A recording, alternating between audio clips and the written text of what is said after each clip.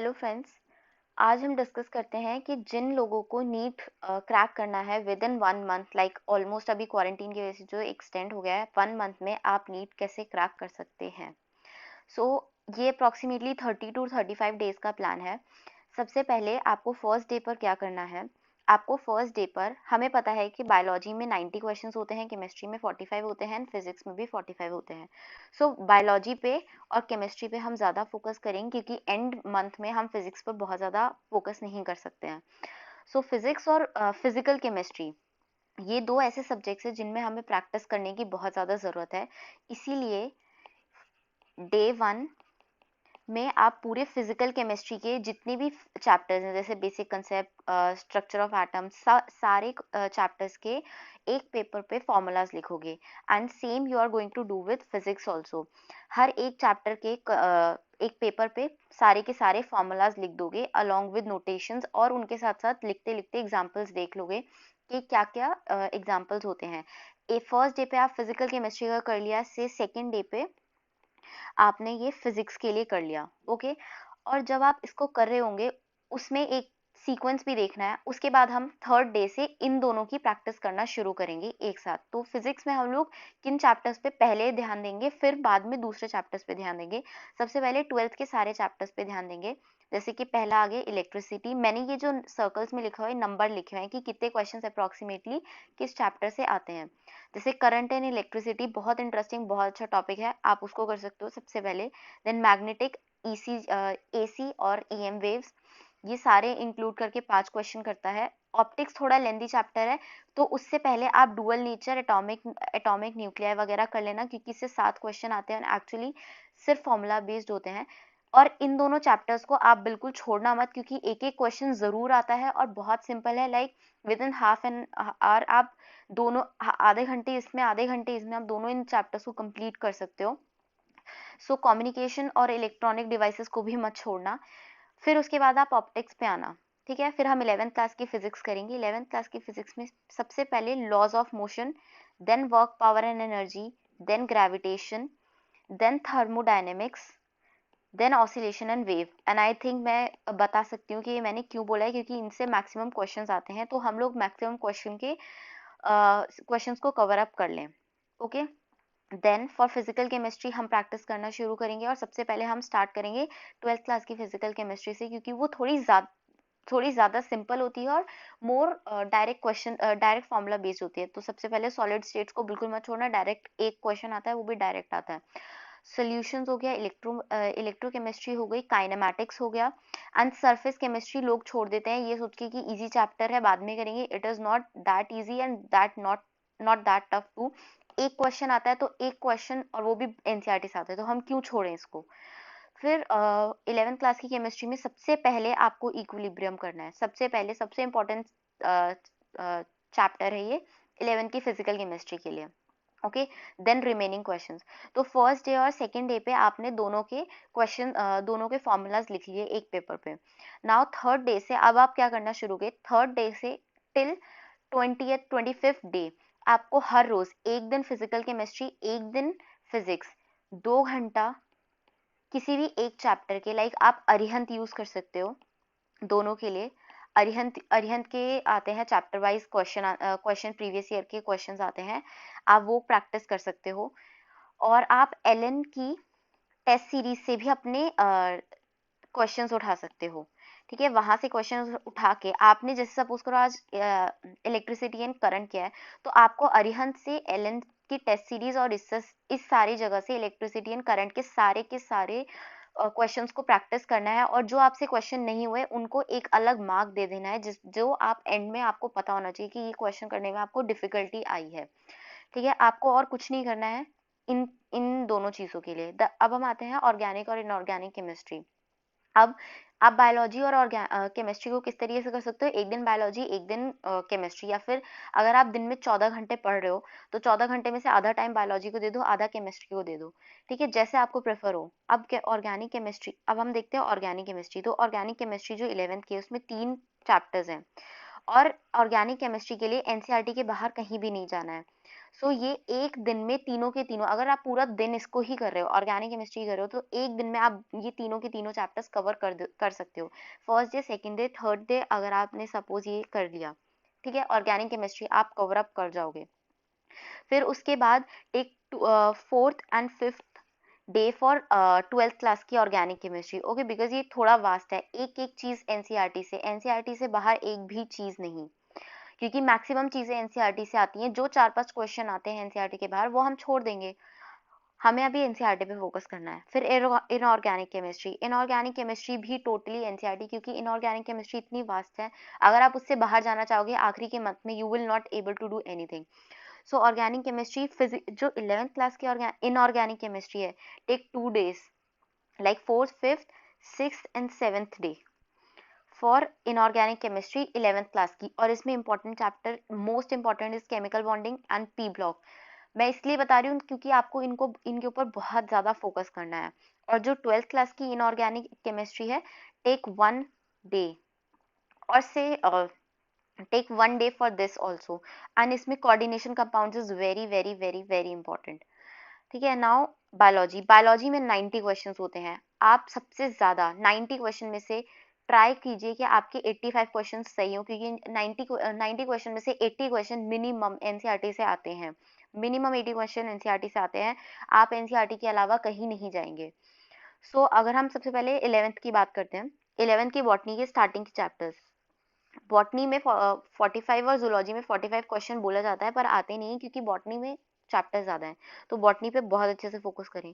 First 4 chapters आप करेंगे, आपने यहाँ पे 6, 7, 8th डे पे सपोज आपने बॉटनी का फर्स्ट 4 चैप्टर्स किए। एनिमल किंगडम और प्लांट किंगडम की आपको चार्ट बना लेना है और हर किंगडम का कंपैरिजन करना है। ज्यादातर क्वेश्चन कंपैरिजन में से आते हैं और उनके एग्जांपल्स बहुत इंपॉर्टेंट होते हैं। ठीक है, देन मॉर्फोलॉजी एंड एनाटॉमी, और ये मैंने नंबर्स लिखे हैं कि अप्रोक्सीमेटली किस यूनिट से कितने क्वेश्चंस आते हैं। सो फर्स्ट यूनिट से अप्रोक्सीमेटली 10 क्वेश्चन आते हैं, तो आप देख रहे हैं कि ये बहुत इंपॉर्टेंट है, तो ऐसे करना है। अब है मॉर्फोलॉजी और एनाटॉमी एक दिन में एनसीईआरटी से कवर अप हो जाएगा, लाइक 9th डे पे, क्योंकि you are doing NCERT only. So 6th day पे और इसमें से मिला के 6 क्वेश्चन आते हैं। इसमें से कुछ क्वेश्चंस बाहर के भी आते हैं, लेकिन अभी के लिए आप सिर्फ और सिर्फ एनसीईआरटी को रिकवर कीजिए। जितने भी बाहर के एक्स्ट्रा क्वेश्चंस होंगे, वो जब आप क्वेश्चन पेपर प्रैक्टिस करेंगे, उसमें मोस्ट ऑफ द बाहर के क्वेश्चंस कवर अप हो जाएंगे। ठीक है, देन आप एक सेट बनाइए जिसमें structural organisation of animals, cell, biomolecules and cell division. इस यूनिट में सबसे ज्यादा इंपॉर्टेंट सेल है। ये भी आपको एक दिन में कवर अप करना है, क्योंकि इसमें इतने इंपॉर्टेंट कोई टॉपिक नहीं है। सबसे ज्यादा इंपॉर्टेंट है सेल डिवीजन। लेकिन बायो का तब भी एक एक टॉपिक बायो का इंपॉर्टेंट है, तो आप कुछ नहीं छोड़ सकते हो। अब ये सारे चैप्टर्स हैं प्लांट फिजियो के। प्लांट फिजियो के लिए आपने suppose 10th day, 11th and 12th आराम से लग के प्लांट फिजियोलॉजी कीजिए, क्योंकि इसमें से 8 क्वेश्चन आते हैं, बहुत ज्यादा इंपॉर्टेंट है। एनसीईआरटी से बाहर कुछ नहीं आएगा, कि हमेशा सिर्फ एनसीईआरटी करिए।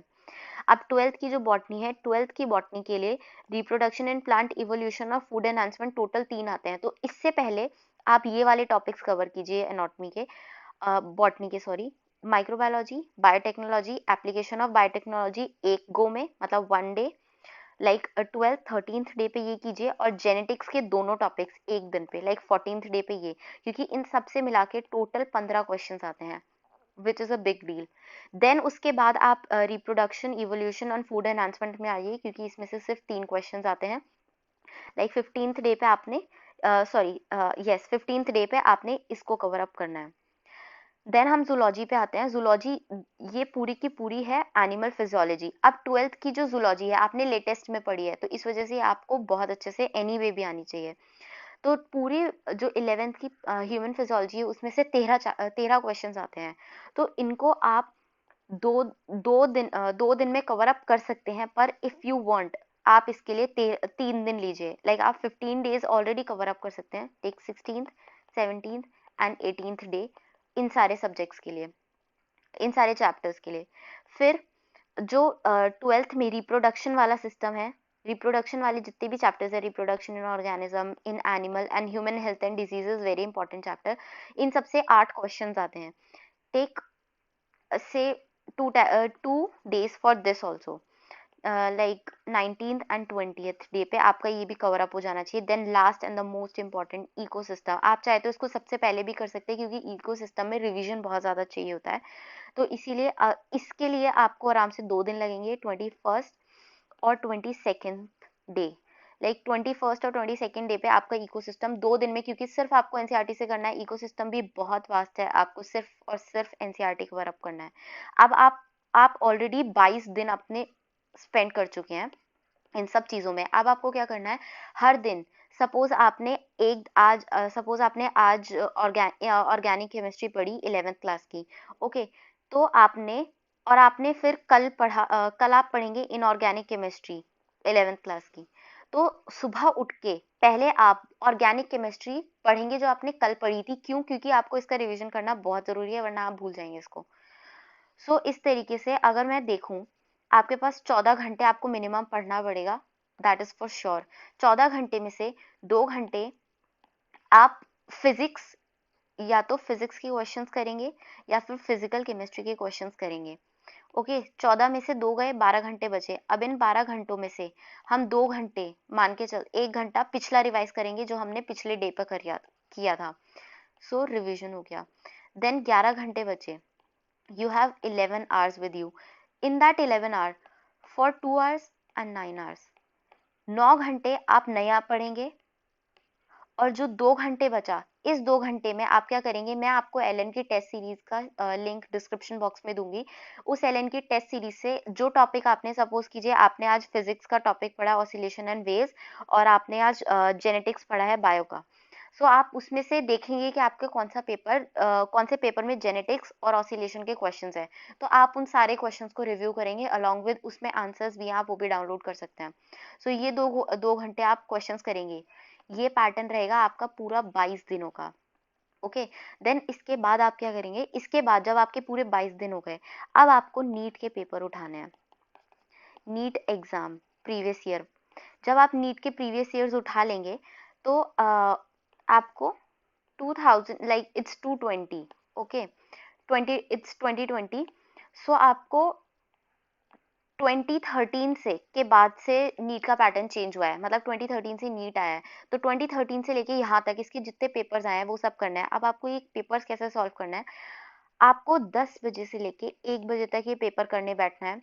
3 घंटे का पेपर देना है विदाउट चीटिंग। जितना नेगेटिव आएगा वो देखना है, जितने मार्क्स स्कोर किए हैं वो देखे हैं, क्या प्रॉब्लम हुई है वो देखना है। ये सारा रिव्यू, मतलब आपने पेपर दे दिया, take rest for half an hour and then review it for 1 hour और 2 आवर, मतलब it will take 2 hour. And अपने लैग्स देखिए जहां पर लैग है, review that topic again. Okay, and then एक दिन में आप मैक्सिमम 2 नीट के पेपर्स को सॉल्व कीजिए, दैट्स इट। बाकी के बचे दो मतलब 6 घंटे वो गए, 6 घंटे गए, 2 घंटा और 2 घंटा 10, बाकी का बचा 11। बाकी के बचे 14 घंटे में से 10 घंटे चले गए, 10 घंटे में से बचे 4 घंटे। इस 4 घंटे अब आप रिवाइज करोगे, बायो केमिस्ट्री फिजिक्स की फॉर्मूला सब चीजें आप रिवाइज करोगे डे बाय डे। ये आप शेड्यूल बनाओ आपको किस तरीके से करना है। ओके, देन अब मैं बताती हूँ कि मैं इतनी श्योर कैसे हूँ कि अगर आप ये सब करोगे तो यू विल स्कोर, मतलब you will get admission. Biology में 90 क्वेश्चन होते हैं। अगर आपने इतनी मेहनत कर ली तो आई एम श्योर एनसीईआरटी के जो 80 क्वेश्चन है वो आप ठीक कर लोगे। एनसीईआरटी वर्ड टू वर्ड अगर आपको रटी हुई है तो। सो अगर आपने 80 क्वेश्चन भी सही किए तो भी 320, लेकिन मैंने देखा है ऐसे बच्चों को जो 85 क्वेश्चन तक ठीक करते हैं और 340 मार्क्स लेके आते हैं। ओके, एंड केमिस्ट्री में 45 होते हैं, अगर आपने 40 क्वेश्चंस भी ठीक कर लिए तो 160। और फिजिक्स में अगर आपकी फिजिक्स बहुत ही खराब है, लाइक फिजिक्स आपकी खराब है, 45 में से अगर आप सिर्फ 20 क्वेश्चन कर पाए तो आप 80 मार्क्स अगर फिजिक्स में भी स्कोर कर लिए, तब भी अगर आप 320 स्कोर किए बायोलॉजी में तो 580 आप टोटल स्कोर कर पाओगे। एंड 580 में आपको दिल्ली में एडमिशन मिल सकता है बॉस। एंड 560 अगर आपने, सॉरी 340 किए तो 580, और अगर 320 किए तो 560। एंड 560 एंड 580 पे मेरी फ्रेंड्स दिल्ली एमएएमसी में है। सो मैं आपको ये बोल रही हूँ कि अगर आपने एनसीईआरटी टू द पॉइंट कर ली, एंड स्पेशली वो वाले chapters like environmental issues, chemistry में एनवायरमेंटल इश्यूज हो गए, जो छोटे छोटे चैप्टर्स होते हैं जिनमें से एक एक क्वेश्चन आता ही आता है। सपोज करो हर क्लास में लाइक दो 11th 12th 11 12 physics chemistry bio, 6 chapters ऐसे होते हैं जो बहुत सिंपल होते हैं, सब में से एक एक क्वेश्चन आता है, तो 6 × 4 24 नंबर तो आपके वहीं से स्कोर हो जाते हैं, जो कि सिर्फ आप आधा आधा घंटा पढ़ के सिर्फ एनसीईआरटी से पढ़ के लाते हो। तो उन चैप्टर्स को बिल्कुल मत छोड़ना, ये मैंने गलती की थी। सारे लिंक्स मैं डिस्क्रिप्शन बॉक्स में डाल दूंगी, नीट के पास 10 years भी मैं डिस्क्रिप्शन बॉक्स में डाल दूंगी, एंड एलएन की टेस्ट सीरीज भी मैं डिस्क्रिप्शन बॉक्स में डाल दूंगी। So keep preparing, you will score good. Thank you for watching.